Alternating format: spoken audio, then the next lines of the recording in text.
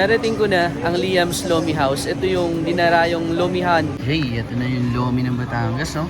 Dito raw nanggagaling magagandang klase ng mga kape. At dahil sa mga kapeng produkto ng mga taga-Lipa, kaya sila ay yumaman. Ito yung cathedral dito sa Lipa City, Batangas. Dito ako ngayon sa Lipa, Batangas para bisitahin ang bahay ng first love ng ating bayani na si Dr. Rizal. At ito nga ang ancestral house ni na Segunda Katigbak. Ang sakit ng ending, ano? Napadaan ako dito sa lungsod ng Lipa, Batangas. Tatanong natin dito kung nasaan yung nagsaserve ng masarap na lomi.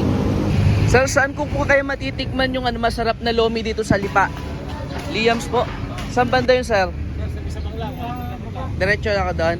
Thank you, sir. Thank you. Kapag pinag-uusapan ang lomi sa Pilipinas, isang lugar agad ang pumapasok sa isip ng marami. Ang Lipa City sa Batangas. Ang lomi ay isang makapal at malinamnam na noodle soup na may impluensyang Tsino na naging bahagi na rin ng kultura at pagkakakilanlan ng mga Batanggenyo. At isa sa pinakasikat na lomi houses sa Lipa ngayon ay ang Liam's Lomi. Narating ko na ang Liam's Lomi House. Ito yung dinarayong lomihan dito sa Lipa, Batangas. Papakita ko sa inyo kung gaano karami kumakain dito. Ito yung entrance nila. Tapos dito mag-o-order. Lomi special lang order natin mamaya. Ito yung kakainin ko ngayon. Tapos ito yung iuwi ko sa Imus, Cavite. Masarap daw ang Paris ay puto. Kaya nag-order din tayo. Masarap din talaga at malasa talaga ang lomi nila dito, no? Ayos, sarap. Dahil natapos na tayong kumain, pasyalan naman natin ang simbahan nila rito. Ito yung cathedral dito sa Lipa City, Batangas. Kung titignan ninyo, grabe, no? Nakaka-amaze yung mga architectural designs ng simbahang ito. Isa sa mga makasaysayang simbahan sa Pilipinas, ang Metropolitan Cathedral of St. Sebastian o mas kilala bilang Lipa Cathedral. Isa sa kapansing-pansing katangian ng simbahan ay ang neo-Renaissance na architecture nito. Makikita rin dito ang malaking haligi, matikas na dome at mataas na kampanaryo na nagpapakita ng impluensya ng Europeo sa disenyo ng mga sinaunang simbahan sa bansa. Makikita rin sa loob ng simbahan ang maluwag na espasyo, mga arko, detalyadong altar at mga obrang panreliyon na nagbibigay ng solemn at makasaysayang ambience. Ang mga disenyo sa kisame at dingding ay ilan sa mga dahilan kung bakit dinarayo ng mga deboto, turista at mahilig sa arkitektura. Sabi nila, first love never dies. Kaya ngayon, nandito ako sa Lipa, Batangas para bisitahin at puntahan yung bahay nung first love ng ating pambansang bayani, si Dr. Rizal. Ito nga, ang lumang bahay ni na Segunda Katigbak. Ito naman yung view kapag nasa loob na kayo. Yun yung gate. Tapos pagpasok nyo, ito ang makikita. Itong structure na to, itong fountain na to ay halos kasabay daw ng bahay, sabi nung nakausap ko. Tapos mayroong puno ng santol. Ito yung balkonahe.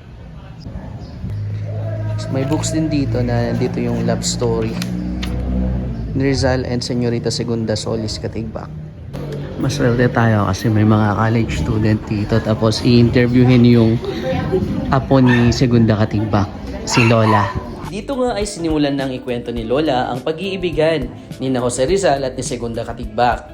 At ayon pa sa kanya, naging makulay at magkahalong saya at lungkot ang kanilang pag-iibigan. Dahil hindi sila nagkatuluyan kahit pa mahal o gusto nila ang isa't isa. Ang sakit ng ending, ano? Ang isang interesting na nakita ko dito, yung kanilang thermos, ano? Original structures din itong mga to, oh. Meron ding makinilya pa dito. Ito naman yung ikalawang palapag ng bahay ni na Segunda Katigbak. Luwag, oh. Ang daming mga bintana. Grabe talaga mga bahay noon. Napaka-presko. Meron silang parang mini altar dito. Ma-appreciate nyo itong mga to pag nandito kayo or pag pinuntahan nyo ang ancestral house ni na Segunda Katigbak. Mayaman sila kaya ganito yung nilang tahanan. Ang ganda. Ayon sa kwento ni Lola kanina, nagkakilala daw si Rizal at ang kanyang lola na si Segunda nung sila ay nag-aaral sa Maynila. Dahil si Segunda at ang kapatid ni Rizal na si Olympia ay magkaklase. At mula nga nung makita ni Rizal si Segunda ay nabighani ito. Kaso nga lang sa kasamaang palad, si Segunda nung araw ay ipinagkasundo na kay Manuel Luz na kanyang napangasawa. Isa ring magandang aral na natutunan ko dito ay napag-alaman ko nga na ang Lipa City ay coffee capital ng Pilipinas or ng buong mundo noon.